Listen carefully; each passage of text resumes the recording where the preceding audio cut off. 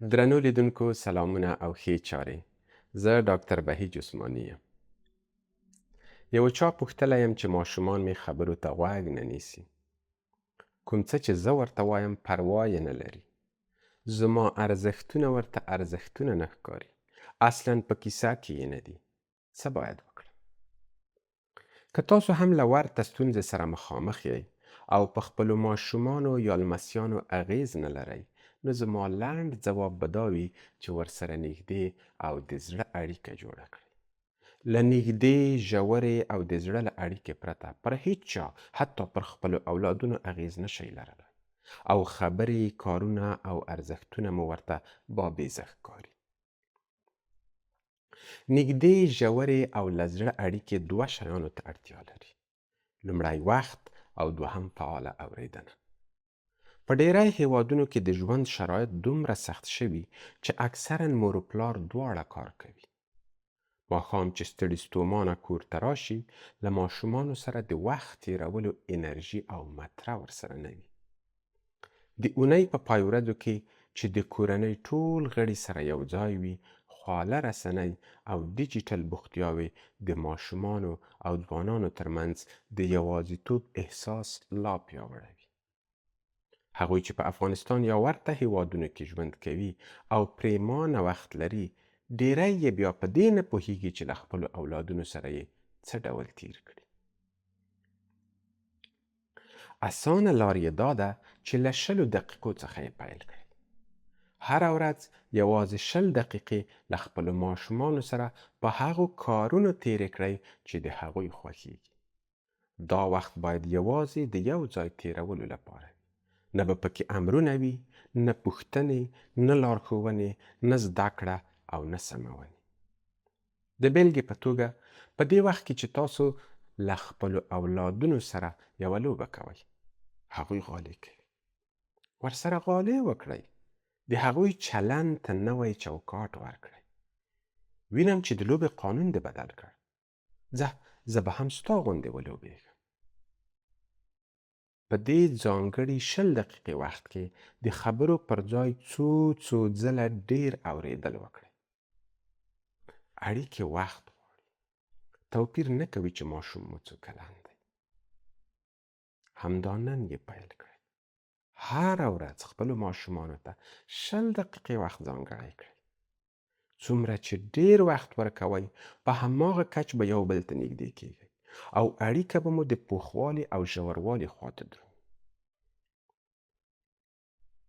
وخت د اړیکو په نړۍ کې د پیسو غوندې ارزښت لري. څومره چې ډیر یې لګوئ، هماغومره به ډیر څه ترلاسه کوئ. مخکې مې وویل چې نږدې، ژورې او له زړه اړیکې دوه شیانو ته اړتیا لري. لومړی وخت او دوهم فعاله اورېدنه. د وخت په اړه وغږېدم، اوس د فعالې اورېدنې وار دی. هغه بنسټیز مهارت چې ورځ په ورځ د له منځه تللو په حال کې دی. خلک د رښتینې اورېدلو پر ځای کرۍ ورځ یو په بل پسې او یا یو بل ته په غږېدلو تیروي. خو په یاد ولرئ چې اورئ اړیکه جوړوئ. د دې لپاره چې ماشومان او اولادونه مو در سره خبرې وکړي، لومړی باید هغوی ته وښایئ چې د هغه څه اورېدلو ته چمتو یئ چې هغوی یې ویل غواړي. فعاله اورېدنه ډیر ساده کار دی. لومړی څه چې اورئ تکرار کړئ او بیا په ټول ځان غوږ ونیسئ چې ماشومان خپلو خبرو ته دوام ورکړي. د تورو او کلمو تر شا پټ احساسات واورئ. ډیر ځله مور و پلار د واقعي وضعیت له درک کولو وړاندې ماشوم ته وایي چې څنګه فکر یا احساس وکړي.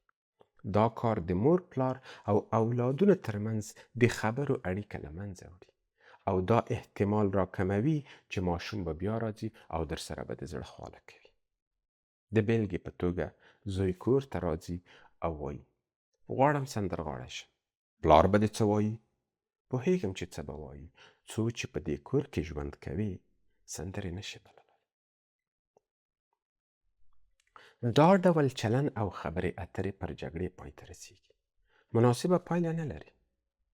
اړیکې له منځه وړي. مګر په فعاله اورېدنه کې تاسو زده کوئ چې هغه څه باید تکرار کړئ چې اورئ.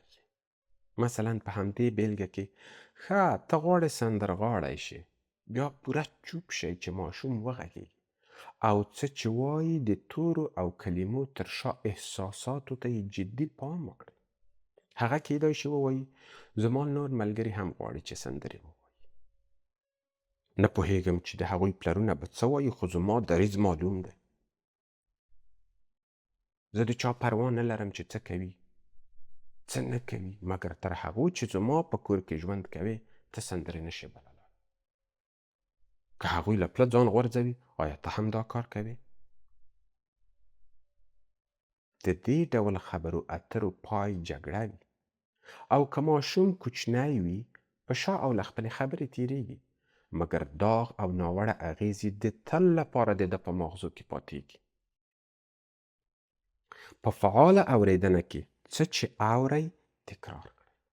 لکه چې ته غواړې د خپلو ملګرو غوندې شې، کیدای شي ماشوم په ځواب کې ووایي ځینې وختونه احساسوم چې ورته جوړ نه یم، خو د سندرو ویل به راسره مرسته وکړي چې مشهور شم. دا ډول خبرې اترې ماشوم ته غوږ نیول او د هغه د خبرو تر شا احساسات درکول له هغه یو ناڅاپي او مخکې له مخکې څرګند نه څخه خورا توپیر لري. د اړیکو په جوړولو کې مرسته کوي او ماشوم ته توان ورکوي چې د خپلو پریکړو او کړنو په اړه له بېلابېلو زاویو وغږیږي، سپک او درانه اړخونه یې پرتله او یوې پایلې ته ورسیږي. په فعاله اورېدنه کې تاسو د خبرو اترو کانال پرانستی ساتئ چې د مور پلار او اولادونو اړیکه غښتلې کوي، او تر ټولو مهمه یې دا چې پکې د ماشوم ذهني او رواني روغتیا خوندي ساتل کیږي.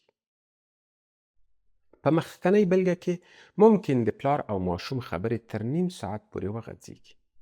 لا به هم زوی غواړي سندرې وبولي او د پلار دریځ به هماغه نه وي، خو د دې احتمال شته چې د همدې خبرو په جریان کې ماشوم وپوهیږي چې څه کولای او څه نشي کولای. که د اورېدلو وخت ولرو، حتی که ځواب مو چور لټ نه وي، کیدای شي ماشوم مو هغه پولې او بریدونه او حدونه ومني چې د کورنۍ او ځان لپاره مو له وړاندې ټاکلي دي.